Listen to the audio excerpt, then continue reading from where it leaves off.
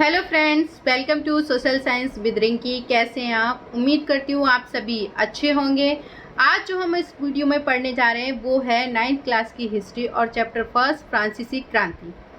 तो आज जो हम पढ़ेंगे वो पढ़ेंगे फ्रांस की क्रांति। अब 9th में जो बच्चे आए बड़ा नया नया लगेगा कि शुरुआत की मैडम, अब तक तो हमने सिर्फ भारत के बारे में पढ़ा था, जो उसकी 6 में पढ़ा था हमने एंशिएंट हिस्ट्री, जो प्राचीन इतिहास पढ़ा था भारत का। उसके बाद में 7th में आके हम देखते हैं मिडाइवल पढ़ते हैं, मध्यकालीन इतिहास देखते हैं। उसके बाद हम 8th में जब आते हैं तो हमारा आधुनिक हिस्ट्री पढ़ते हैं, मॉडर्न हिस्ट्री पढ़ते हैं। तो अब ये विश्व का हिस्ट्री पढ़ने का क्या लॉजिक है, क्यों पढ़े हम, मतलब हम क्या मतलब बनता है हमें ये, ना तो हमारी कंट्री से रिलेट कर रही है ना कुछ, तो क्यों पढ़े हम इसको।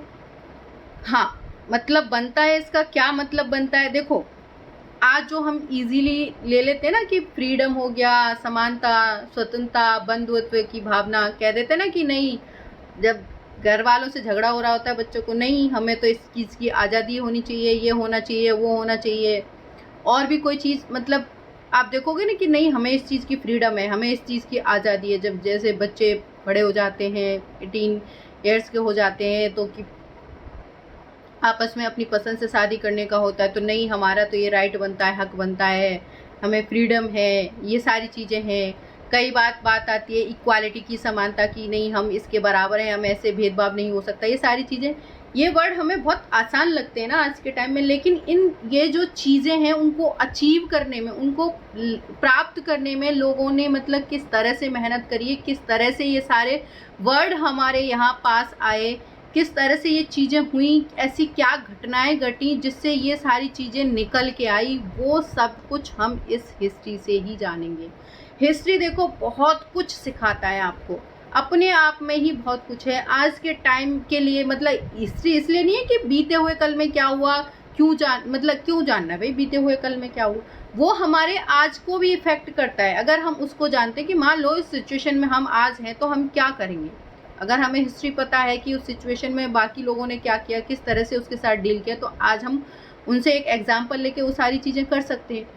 तो वही है कि हम जो फ्रांसीसी क्रांति है, एक वर्ल्ड हिस्ट्री है, जो 9th में बच्चा नया नया आता है उसे, मतलब वो अब तक जो है किससे, मतलब उसका कह सकते हैं इंट्रोडक्शन सिर्फ इससे हुआ, इंडियन हिस्ट्री पढ़ी है उसने, उसको पता ही नहीं वर्ल्ड हिस्ट्री क्या है। हालांकि बच्चे को इस चीज़ के लिए तैयार करने के लिए उसको पहले से ही क्या किया जाता है, वर्ल्ड हिस्ट्री के लिए तैयार करना शुरू कर दिया जाता है। जब आप देखोगे ध्यान से, जिन्होंने एनसीईआरटी को बहुत ध्यान से देखा है तो आपने देखा होगा जब भी चैप्टर ख़त्म होता है तो उसमें एक अन्यत्र करके वो आता है, बॉक्स बना हुआ होता है, और उसमें एक आपको कोई घटना दे दी जाती है दूसरे कंट्री की, और वो क्या होता है कि उसी के पैरेलल चल रही होती है। जब इंडिया में वो घटना घटी हो, उसी के पैरेलल वो किसी दूसरे कंट्री में वो घटना घटी होती है। चीन हो गया, जापान हो गया, अमेरिका हो गया, कहीं फ्रांस हो गया, कहीं का भी वो एग्जाम्पल ले लिया जाता है और आपको वो बताया जाता है।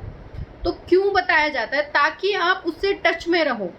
हम इसमें पूरा भारत और समकालीन विश्व पढ़ेंगे इस बुक में। 9th क्लास में जो आपकी बुक है उसका नाम ही क्या है आपका, भारत और समकालीन विश्व की। जिस टाइम भारत में वो चीज़ें हो रही थी, वो घटनाएं घट रही थी, उस टाइम विश्व में भी क्या हो रहा था, या विश्व में जो घटनाएं घट रही थी उसके पैरेलल में इंडिया में क्या चल रहा था, उसका इम्पैक्ट जो है वो किस तरह से इंडिया पे पड़ा, वो सारी चीज़ें हम पढ़ेंगी। तो इसलिए वो चीज़ें, क्योंकि जो विश्व, जो आपकी फ्रांसीसी क्रांति है वो विश्व के लिए एक क्या है, एग्जाम्पल सेट करता है।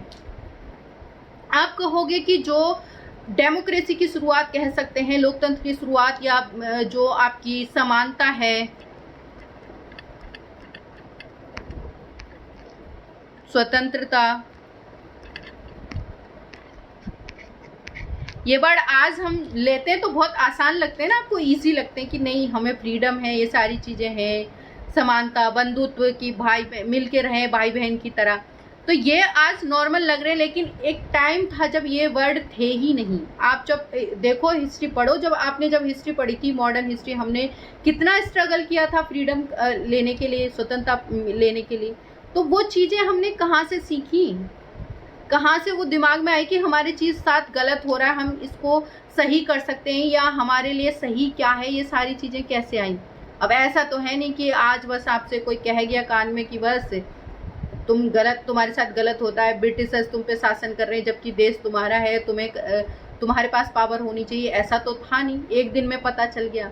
उन्हें क्यों लगा, उन्हें क्यों फील होने लगा, कैसी ऐसी चीज़ें क्या हुई, ऐसी घटनाएं क्या हुई, तो वो सारी हम जब पढ़ते हैं तो हम वर्ल्ड का भी एक एग्जाम्पल लेते हैं और उनसे हम क्या होते हैं, कह सकते हैं कि जो विश्व इतिहास में अगर लोकतंत्र के लिए या बाकी की चीज़ों के लिए जो एक एग्जाम्पल सेट किया, वो किसने सेट किया, फ्रांसीसी क्रांति ने। ये विश्व के लिए एक तरह से क्या था, एग्जाम्पल था। तो इसने शुरुआत करी क्रांति की। अब क्रांति मतलब एक तरह से जो आप देखोगे कि फ्रांस में जब बहुत ज़्यादा चीज़ें अत्याचार वगैरह बढ़ने लगते हैं, तो देखो जब आप पे कोई प्रेशराइज करता चला जाता है तो एक टाइम आएगा ना कि वो चीज़ें आप उसको बर्दाश्त करना बंद कर दोगे, उसके आप अपोज करोगे उसके। तो वही एक तरह से यहाँ पर हुआ था। और फ्रांस में क्या हुआ, जब चीज़ें घटनाएं कह सकते हैं, पानी जब सर के ऊपर से जाने लगा तो लोगों ने, जो आम पब्लिक की या हम कह सकते हैं मिडिल जो लोग थे, उन्होंने क्या है, क्रांति कर दी थी। तो आज जो हम इस चैप्टर में पढ़ेंगे, वो अभी जो इस टॉपिक में पढ़ेंगे या कह सकती हूँ इस वीडियो में जो हम पढ़ेंगे, वो एक इसका इंट्रोडक्टरी पार्ट देखेंगे कि इस चैप्टर में हम क्या पढ़ने वाले हैं, इस पूरी 9th क्लास में हम क्या पढ़ने वाले हैं। देखो ये पूरी जो आपकी NCERT है, इसमें आप 9th क्लास में ज़्यादातर वर्ल्ड हिस्ट्री पढ़ोगे, जो आपकी शुरुआत होती है। जब हमारी बुक का नाम भारत और समकालीन विश्व फर्स्ट है, इट मीन्स हमारी ये शुरुआत है, पहला है। उसके बाद सेकंड पढ़ोगे आप 10th क्लास में आ जाएगा।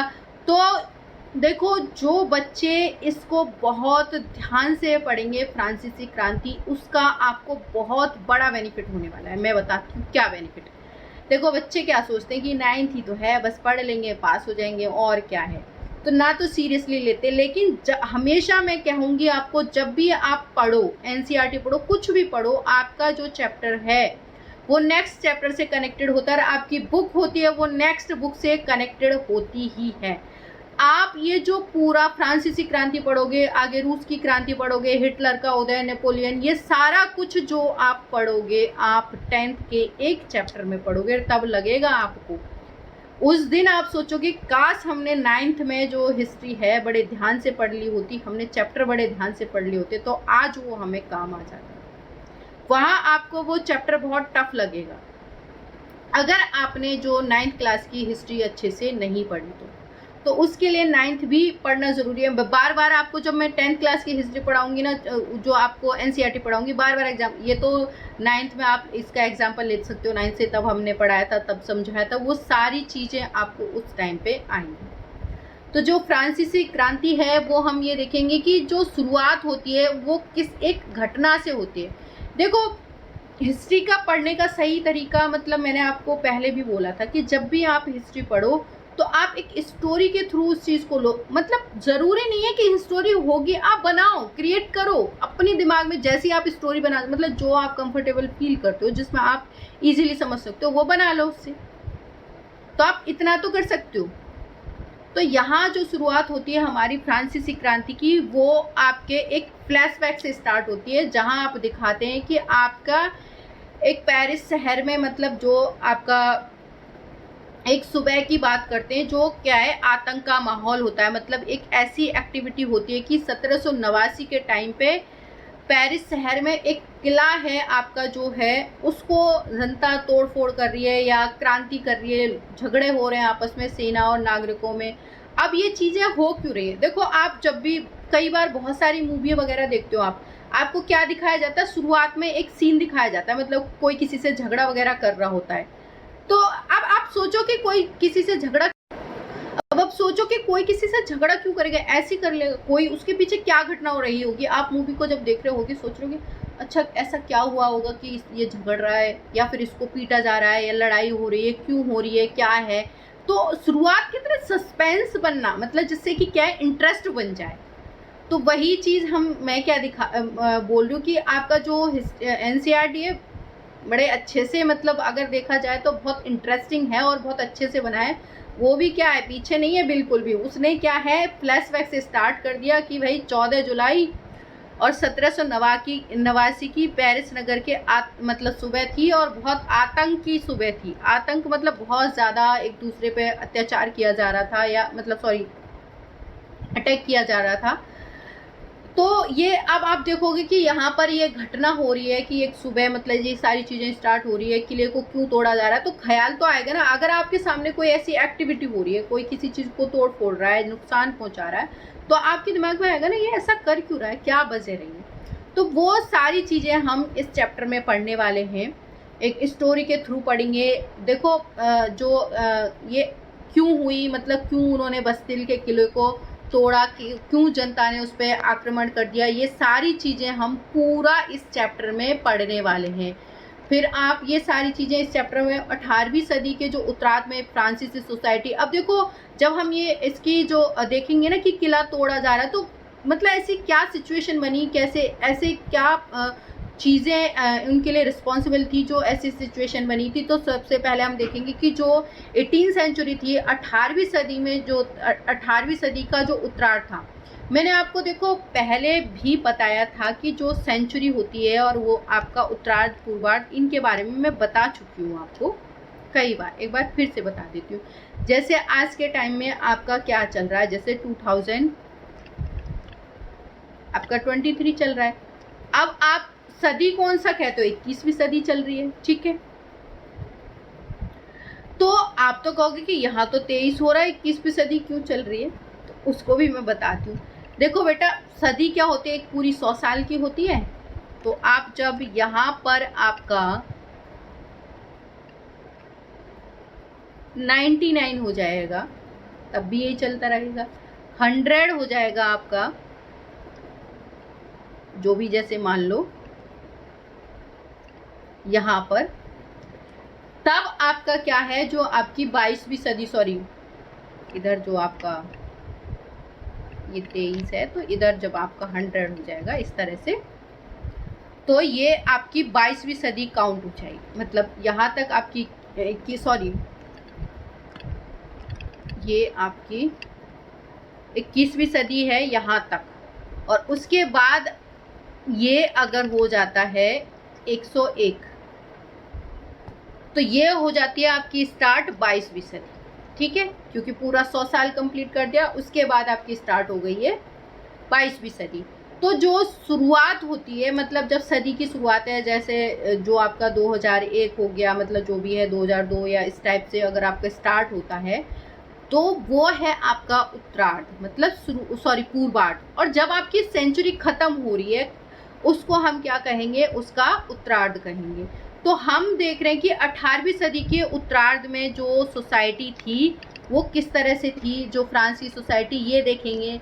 मतलब ऐसी क्या प्रॉब्लम्स हुई सोसाइटी में जिससे कि ये क्रांति का एक रूप ले लिया। उन्होंने क्रांति क्यों की थी, कि जो सोसाइटी की व्यवस्था थी वो किस तरह की थी, जीवन जीने के लिए जो है संघर्ष कैसे किया लोगों ने। मतलब ये एक मतलब कह सकते हैं एक कारण था जीवन जीने के लिए संघर्ष, मतलब पब्लिक करने लगी इस तरह से, मतलब वो फिर जीविका के लिए संकट उत्पन्न हो जाएंगे, फिर एक मिडिल वर्ग निकल के आएगा। क्योंकि आप देखोगे किसान क्या है, जो एक तरह से जो मजदूर वर्ग है, या जो आपका थर्ड स्टेट है एक तरह से, इसमें हम पढ़ेंगे अभी, जो आपके गरीब लोग हैं एक तरह से हम कहेंगे, या जो मजदूर वर्ग है जो वर्क कर रहा है, वो तो देखो एक तरह से कह सकते हैं कि मतलब क्रांति कर सकता है, लेकिन उससे ज़्यादा वो कुछ कर नहीं पाएगा। मतलब उसके आगे लोगों के लिए, फ़ायदे के लिए, उसको आपके डेली मतलब उसके लिए रोजी रोटी के लिए, कमाने के लिए वो सारे काम पे ध्यान देना पड़ेगा। मतलब तो एक मध्यम वर्ग निकल के आएगा। अब वो किस तरह से विशेषाधिकारों का अंत करेगा, उसकी कल्पना करेगा अंत की, किस तरह से उनको अपोज करेगा, जो आपके विशेषाधिकार वाले जैसे आपके पादरी हैं, आपके कुलीन वर्ग हैं, उनके खिलाफ जाएगा, किस तरह से क्रांति को आगे बढ़ाएगा, क्रांति की शुरुआत कैसे होगी, क्रांति में कैसे वो टिके रहेंगे, ये सारा कुछ हम इस चैप्टर में पढ़ने वाले हैं। फिर हम देखेंगे कि जो फ्रांस में ये क्रांतियाँ होंगी वो अलग अलग शासन व्यवस्था लाएंगी। कभी डायरेक्टरी का शासन बनेगा, कभी आपका देखोगे डेमोक्रेसी बनेगा, फिर वापस से मोनार्क भी आ जाएगा आपका। तो इस तरह से जो क्रांति में है फ्रांसीसी क्रांति में हम पढ़ेंगे कि फ्रांस एक संवैधानिक राजतंत्र भी बनाया जाएगा, कि मतलब एक संवैधानिक राजतंत्र बनेगा। फिर आपका जो है राजनीतिक जो इसमें प्रतीकों के मायने हैं वो भी हम पढ़ने वाले हैं। फ्रांस में जो राजतंत्र का उन्मूलन और गणतंत्र कैसे हुआ, कि मतलब जो राजतंत्र है वो खत्म कैसे हुआ और जो गणतंत्र है वो कैसे स्थापित हुआ, ये भी हम पढ़ेंगे। उनके लिए कौन रिस्पॉन्सिबल थे या किन लोगों ने ये सारी चीज़ें। आतंक का राज पढ़ोगे आप, देखोगे कि मैक्सिमिलियन रोबोस्फियर है, उसके काल को हम आतंक का काल कहते हैं। क्यों कहते हैं, आप देखोगे कि यहीं से एक आतंकवाद का जो कॉन्सेप्ट निकल के आ जाएगा। आप देखोगे लोगों ये सारी चीज़ें स्टार्ट हो जाएंगी। फिर उसके बाद हम देखोगे कि इस क्रांति में जो है महिलाएं थी, उनके लिए क्या हुआ, उन्होंने जो क्रांति में बढ़ चढ़कर हिस्सा लिया महिलाओं ने, तो उनको उनके बदले में क्या मिला, मतलब उनको क्या फ़ायदे हुए, कितना उनको संघर्ष करा, किन चीज़ों के बारे में, ये सारा कुछ आप देखोगे कि लास्ट दास प्रथा है उसके उन्मूलन के बारे में भी पढ़ोगे कि किस तरह से दास प्रथा ख़त्म की गई। आपने देखोगे उस टाइम क्या है दास प्रथा चल रही थी। क्रांति और रोजाना की जिंदगी के बारे में पढ़ोगे कि जो ये क्रांति चल रही थी लोगों की जो डेली लाइफ थी वो कैसी थी, कि जो ये क्रांति चली थी उसमें लोगों की लाइफ कैसे इफेक्ट हुई थी। ये सारा कुछ हम पढ़ने वाले हैं इस चैप्टर में। तो आप देखोगे कि जो शुरुआत है इस चैप्टर की एक फ्लैशबैक से होती है, जहां पर आपको दिखाया जाता है कि एक किले को तोड़ा जा रहा है और उस किले पर सारा कुछ आप ये एक तरह से एक घटना देख सकते हो। यहाँ पर एक पिक्चर देख सकते हो, दिखा रखी है, इधर आ जाओ। तो हम देखते हैं कि जो फ्रांसीसी क्रांति है वो स्टार्ट होती है एक घटना से, जिसमें ये दिखाया जाए कि एक सुबह की शुरुआत में, मतलब ये दिखा रहा है कि पेरिस नगर में एक किला है जिसे हम बस्तिल का किला कहते हैं, उसको पब्लिक क्या है तोड़ रही है और आपस में सेना के साथ झगड़ रही है। तो उन्होंने ऐसा क्यों किया भाई, क्या मूड कर गया था कि उठ के आए और बस मेरा तो मन है इस किले को तोड़ने का, मैं तोड़ दूं? ऐसा तो कुछ नहीं। इसके पीछे क्या वजह रही, क्या रीजंस रहे, ये सब कुछ हम इस चैप्टर में पढ़ने वाले हैं। तो आइए देखते हैं। पहले फ्लैशबैक से स्टार्ट कर लेते हैं कि आखिर मतलब जो हो गया वो बाद में पढ़ लेंगे कि कैसे हुआ, पहले हम फ्लैशबैक देख लेते हैं। तो वापस आते हैं। फ्रांसीसी क्रांति 14 जुलाई 1789 की सुबह पेरिस नगर में आतंक का माहौल था, कि जो आपका ये डेट अच्छे से याद रख लेना, 14 जुलाई 1789 ये आपकी क्या है फ्रांसीसी क्रांति की शुरुआत कह सकते हैं, फ्रांस की क्रांति है। या हम कई बार आपसे बहुत बार ये क्वेश्चन वन लाइनर में पूछा जाता है कि फ्रांस की क्रांति कब हुई। तो 14 जुलाई 1789 को कई बार आपको ये डेट ये आपको सन तो दे दिया जाएगा, सन तो कई बार बहुत बार याद रह जाता है, लेकिन क्या है आपको डेट याद नहीं रहती, तो आपको ये भी याद रखनी है। वो आपको एग्जामिनर कंफ्यूज करने के लिए क्या करेगा, डेट भी देगा। तो क्या हुआ कि 14 जुलाई 1789 की सुबह पेरिस नगर में आतंक का माहौल था, कि उस टाइम आतंक का माहौल जैसा था, लोग मतलब मार धाड़ कर रहे थे। सम्राट ने सेना को शहर में घुसने का आदेश दे दिया। एक्चुअल में क्या था कि जो लोग थे उन्होंने मतलब ये क्या है कि एक तरह से जो हम कहेंगे कि जो किला था, मतलब लोगों पे अत्याचार वगैरह हो रहे थे, तो सम्राट ने क्या किया, मतलब जो 14 जुलाई 1789 की सुबह क्या था कि जो सम्राट ने शहर में घुसने को जो सेना थी उसको आदेश दे दिया कि आप शहर में चले जाइए। ठीक है। तो लोगों को क्या लगा कि ये जो सेना भेजी है वो सम्राट ने हम पे मतलब गोली चलाने के लिए या हमें मारने के लिए ये आदेश दे दिया। क्यों? लोग क्रांति कर रहे थे उस टाइम पे, मतलब अब उन्हें लगा कि ये हमें मारे उससे पहले हम ही कुछ कर लें। तो जो सेना गई, अब देखो अफवाह, एक तरह से मैं किसी को कुछ कहूँ, किसी के कान में कोई बात कहूँ, उस बात को वो दूसरे को ट्रांसफर करेगा, कुछ और बोलेगा, तीसरे को बोलोगे कुछ और बोलेगा, और वो क्या है एक बहुत बड़ी अफवाह बन जाएगी। हालांकि ये अफवाह थी, सच था, झूठ था, ये हम आगे पढ़ेंगे, क्योंकि ये जो बेस बना था किस तरह से बना, क्यों बना, ये सब कुछ पढ़ेंगे। अभी तो हम ये देख रहे हैं कि उन्होंने अटैक किया है बस्तिल के किले पर, और क्यों किया, क्या हुआ, कैसे हुआ, ये सारा कुछ हम आगे देखने वाले हैं। तो जो राजा था उसने क्या है अपनी जो सेना थी उसको आदेश दे दिया कि तुम शहर में घुस जाओ। अब वहाँ की जो आम पब्लिक थी या नागरिक थी, उनको लगा था कि ये तो क्या कर रहा है कि हम पे अटैक करने के लिए इसने बोला है, हम पे गोली चलाने का आदेश दिया है। तो क्या हुआ, लगभग जो 7,000 मर्द और औरतें टाउन हॉल के सामने एकत्र हुई और उन्होंने एक जनसंघ का गठन करने का निर्णय लिया और हजारों की जो हथियारों की खोज में वे क्या है बहुत सारे सरकारी भवनों पर जबरन प्रवेश कर गए। कि उन्होंने क्या किया कि अब उन्हें लगा कि ये अफवाह फैल गई थी कि ये नागरिकों पर गोली चलाएंगे। अब उन्होंने सोचा कि ये हम पे अटैक करे, उससे पहले हम ही इन पे अटैक कर दे। तो उन्होंने क्या किया, लगभग 7,000 जो मर्द और औरतें मिलके जो टाउन हॉल था फ्रांस का, जो भी था पेरिस का, उस टाउन हॉल के सामने वो लोग इकट्ठे हुए और उन्होंने सोचा कि अब भाई सेना उन्हें लड़ेगी, मारेगी, गोलियां चलाएगी, तो भाई बचेंगे तो सही। अब बचेंगे कैसे, क्या खड़े कर दें हाथ ऊपर कि बच जाएंगे, बस वो छोड़ देंगे? भाई छोड़ने वाले तो नहीं है अगर मार रहे हैं तो उन्होंने सोचा कि हमें भी हथियार की जरूरत पड़ेगी। अगर अब जब मर ही रहे तो इन्हें मार के ही मरेंगे, लड़ के ही मरेंगे। तो उसने सोचा कि भाई हथियार ढूंढ लें, क्या पता बच जाएं, ये हम पे अटैक करें, हम इन पे पहले कर दें। तो लेकिन अटैक अब अपने आप हाथ से तो नहीं करेंगे, मतलब सिर्फ हाथ से तो काम चलेगा नहीं, कुछ तो होना चाहिए, हथियार वगैरह। तो उन्होंने सोचा कि भाई ये किला है और इसमें आराम से हथियार भी मिलेंगे। तो वो हथियार की खोज में क्या है, बहुत सारे जो भी सरकारी भवन थे उनमें एंट्री कर गए कि इन भवनों में क्या है, कम से कम उनको हथियार मिल जाएंगे।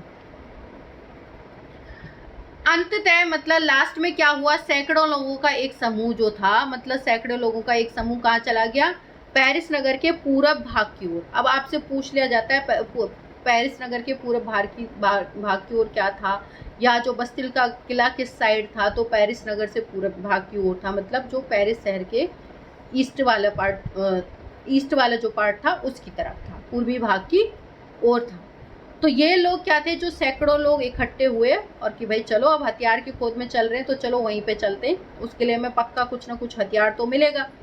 तो चल पड़े और बस्तिल के किले की जेल का उन्होंने ताला तोड़ दिया और जहां भारी मात्रा में गोला बारूद मिलने की संभावना थी, हथियारों पर कब्जा की और इस सशस्त्र लड़ाई में बस्तिल का कमांडर मारा गया। कि भाई उन्होंने क्या किया, ताला तोड़ा और अंदर घुस गए। उन्हें उम्मीद थी कि यहाँ बहुत सारी मात्रा में क्या है, गोला बारूद मिलेगा और हथियारों पर कब्जे करने की इस जो सशस्त्र लड़ाई थी कि हम इस पर क्या है कब्जा कर ले। उस लड़ाई में जो कमांडर था इस किले का, वो क्या है, मारा गया। अब जो आम पब्लिक थी, जो क्रांति कर रही थी, जो लोग यहाँ आए थे इस किले में हथियार की खोज में, उन्होंने क्या किया, पहले तो कमांडर को मार दिया और जो इसमें कैदी थे उनको छुड़ा लिया। हालांकि जो कैदियों की संख्या थी वो सिर्फ 7 थी। ये अंडरलाइन जरूर कर लेना, इसको भी कई बार पूछ लिया जाता है कि कैदियों की संख्या कितनी थी। तो हालांकि कैदियों की संख्या कम थी, फिर भी जो लोग थे, आम पब्लिक थी, उन्होंने कैदियों को रिहा कर दिया। सम्राट की निरंकुश शक्तियों का प्रतीक होने के कारण बस्तिल किला लोगों की घृणा का केंद्र था। देखो, हम जब किसी इंसान पे मतलब गुस्सा होते हैं या उससे नफरत करते हैं और हमारे बस में नहीं है उससे कुछ करना, मतलब लड़ाई लेना। मान लो कोई मेरे से हष्ट पुष्ट है और लेडीज, और मुझे मतलब वो मेरे को झगड़ा करती है या मारती है, पीटती है, मेरे साथ कुछ गलत बिहेव करती है। मैं चाहती तो हूँ कि उसका मतलब उसको चोट पहुँचाऊँ या मैं उसको मतलब उसकी बातों से गुस्सा आए तो मैं उसको कुछ करूँ कि उसको भी बुरा लगे। अब लेकिन मैं उसे मार पीट तो सकती नहीं, मुझ में इतनी ताकत तो है नहीं। तो मैं क्या करूँगी कि मतलब शुरुआत तो कहीं से करूँगी ना, कुछ तो करूँगी। अब मुझे क्या आएगा, उससे रिलेटेड जो चीज़ें आएंगी उन पर मैं गुस्सा निकालूँ अपना, कि मतलब उसकी कोई चीज़ हो उसको तोड़ दूँ, उसको फोड़ दूँ, उसको फेंक दूँ या कुछ भी करूँ। तो कैसे भी करके मैं क्या करूँगी, उस पर गुस्सा निकालूंगी। तो लोग क्या थे, जब उन्हें हालांकि निरंकुश अब उसका किला था राजा का, राजा ने जो कांड किए थे, ऐसे काम किए थे, ऐसा क्या काम किया था भाई, उन्होंने कर वगैरह बढ़ाए थे, जो भी काम किए, पब्लिक तो पहले से ही भड़की पड़ी थी, उनको खाने को दाना नहीं मिल रहा था। ऊपर से उन्होंने जब उस पर अटैक किया, मतलब जो कैदी भी उन्होंने छुड़वाए, तो ये सारी चीजें, जब वो किला जो था वो उसको क्या है, वो उससे नफरत करते थे। क्यों? क्योंकि उस किले में कौन रहता था, वो राजा रहता था जो उन पे अत्याचार कर रहा था। तो जाहिर सी बात है वो अपना गुस्सा उस पर निकालेंगे, तो उसको तोड़ फोड़ दिया और उसके जो अस्थि पंजर थे, सारे अवशेष जो थे मार्केट में बेच दिए। अब भाई लोग तो खरीद रहे थे, वो ये दिखा रहे थे कि आम पब्लिक ने किले को तोड़ा है, तो ये क्या है, एक निशानी है, और इसको उस निशानी के रूप में लोग अपने पास रख रहे थे कि देखो हमने राजा के किले को क्या है, तोड़ दिया, उसको खत्म कर दिया एक तरह से। तो ये दिखाने के लिए, ये सारी चीज़ों के लिए उन्होंने ये इनको मतलब एक पावर का प्रतीक जो था उसको हमने क्या है, आम पब्लिक ने ख़त्म किया। इसके उसमें वो क्या है, उनके अवशेष जो थे उनको सजो के रखने लगे, लोग इकट्ठा करने लगे थे। सम्राट की निरंकुश शक्तियों का प्रतीक होने के कारण बस्तिल किला लोगों की घृणा का क्या था, केंद्र था। इसलिए किले को ढा दिया गया और इसके अवशेष बाजार में उन लोगों को बेच दिए गए जो इस ध्वंस को बतौर स्मृति चिन्ह संजोना चाहते थे। मतलब उन लोगों को बांट दिया या बेच दिया जो लोग मतलब एक स्मृति याद के रूप में, स्मृति चिन्ह मतलब एक याद के रूप में सजा के रखना चाहते थे कि हाँ भाई तब ये किला क्या है, तोड़ा गया था। ये देखो ये आपका अटैक किया जा रहा है आम पब्लिक के रूप में, ये किस तरह से इसको एक तरह से ख़त्म किया जा रहा है। जो बस्तिल के ध्वंस के बाद की पिक्चर, अब देखो पहले कैमरे तो होते नहीं थे, ऐसी पेंटिंग वगैरह बनाई जाती थी, तो इसी टाइप की पेंटिंग है। इस घटना के बाद कई दिनों तक पेरिस तथा देश के देहात क्षेत्रों में कई संघर्ष हुए। मतलब ये जो घटना हुई थी ना, इसके बाद और भी पेरिस की जगहों पे जो मेन और जगह रही होंगी, वहाँ पर भी कई सारी घटनाएं घटी, और जो देहात इलाके थे, गांव वगैरह, उनमें भी ये आपकी चलती रहा, ये संघर्ष लोग करते रहे, उनके खिलाफ जाते रहे। अधिकांश जनता पाव रोटी की महंगी कीमतों का विरोध कर रही थी। कि ज़्यादातर जो पब्लिक थी वो किस चीज़ का विरोध कर रही थी, एक्चुअल में क्या था कि उस टाइम जब ये आपका राजा बना था, तो उस टाइम में क्या था कि खजाना था बहुत मतलब पूरा खाली था। उससे पहले वाला राजा उसे बिल्कुल क्लीन कर गया, साफ कर गया और छोड़ गया, और उस पर कर्ज और छोड़ गया। अब राजा क्या है कि भाई खजाना कैसे भरूं, तो उसने सोचा कि मैं क्या है कर बढ़ा लेता हूँ, अपनी प्रॉब्लम से निकल जाऊंगी, जनता मतलब जो पब्लिक है मुझे कर दे देगी और उससे मेरा खजाना भर जाएगा। लेकिन सबसे गलत बात जो यहाँ क्या थी, एक सबसे बड़ी प्रॉब्लम थी कि यहाँ पर जो कर देने का, टैक्स देने का काम जो है तृतीय स्टेट कर रहा था। एक्चुअल में क्या था, यहाँ की जो सोसाइटी थी वो 3 वर्गों में बटी हुई थी। पहला था आपका पादरी वर्ग जिसे हम क्लर्जी जो कहते हैं वो था, दूसरा आपका कुलीन वर्ग था जिसे नोबल कहते हैं। तो इनमें जो बटा हुआ था, और तीसरा था आपका थर्ड स्टेट जिसमें आपके किसान होंगे, वकील, जो मजदूर वगैरह, टीचर वगैरह, जो भी सारे बच्चे कुचे सारे तृतीय स्टेट में आ गए। अब क्या था कि जो पादरी वर्ग था और कुलीन वर्ग था, उनको बर्थ के साथ कुछ स्पेशल ट्रीटमेंट मिलता था कि तुम्हें मतलब टैक्स वगैरह नहीं पे करना पड़ेगा, ये सारी चीज़ें मतलब उनको फैसिलिटी मिलती थी। अब जब टैक्स एक ग्रुप पे करेगा तो भाई दिक्कत तो होगी कि खाने वाले इतने और कमाने वाला एक, ऑब्वियस सी बात है कि तुम लोग सब मतलब काम भी वही कर रहा है, फिर वो टैक्स भी वही पे करे, तुम टैक्स पे नहीं करो। अब उन दो ग्रुप को तो कोई प्रॉब्लम नहीं होगी, जो पादरी वर्ग है, कुलीन वर्ग है, उनके लिए तो टैक्स बढ़ा दो, राजा ने जो टैक्स बढ़ाया उन पर तो कोई फर्क पड़ना नहीं। लेकिन फर्क इनको पड़ेगा। तो क्या होगा, जो जनता है पाव रोटी, अब जब ये अगर ये चीज़ें करेंगी कि मतलब जो टैक्स चुकाएंगी, प्रॉब्लम हो जाएंगी। दूसरा क्या हो रहा था कि उस टाइम में जो वहाँ की पॉपुलेशन बढ़ रही थी फ्रांस की, तो उससे क्या हो रहा था कि वहाँ पर जब पॉपुलेशन बढ़ेगी तो प्रोडक्शन तो होगा कम, लोगों की डिमांड हो जाएगी ज़्यादा। मतलब आप उतना क्या नहीं कर पा रहे हो, मतलब लोगों की जो ज़रूरत है उनको पूरा नहीं कर पा रहे हो, चीज़ें हो जाएंगी महंगी। अब उनकी तनख्वाह तो उतनी है, सैलरी तो उतनी है, तो लोगों मतलब डेली यूज़ की चीज़ें कह सकते हो, उनको लेने में भी लोगों को प्रॉब्लम होगी। मतलब वो नहीं ले पाएंगे पाव रोटी वगैरह। तो या तो क्या करेंगे भाई, जब इतना भूखा मरेगा इंसान, या तो उसके लिए लड़ेगा, या विरोध करेगा, अपोज करेगा, या चुरा के खाएगा, कुछ तो करेगा।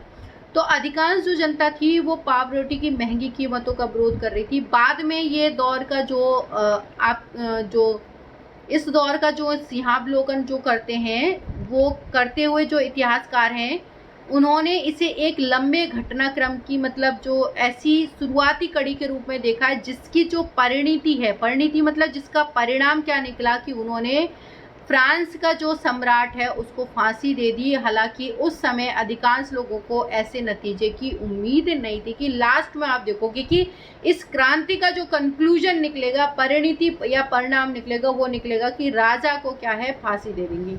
अब क्यों देंगे, ऐसा राजा ने क्या किया, कैसे किया, क्या चीज़ें हुई, ये सारा हम नेक्स्ट वीडियो में पढ़ेंगे। देखो, हम हर टॉपिक को एक पर्टिकुलर एक ही वीडियो में कवर करेंगे, जिससे कि आपको चैप्टर अच्छे से समझ में आए, मैं आपको अच्छे से समझा पाऊँ उसको, जिससे कि आपको कोई प्रॉब्लम ना हो एक टॉपिक वाइज। क्योंकि जब हम 2 या 3 टॉपिक एक साथ कवर करते हैं तो थोड़ा खिचपिच हो जाती है, वीडियो बहुत ज़्यादा लेंदी हो जाती है। तो हम हर टॉपिक मतलब हर टॉपिक के लिए एक वीडियो हम कवर करेंगे। Thank you so much.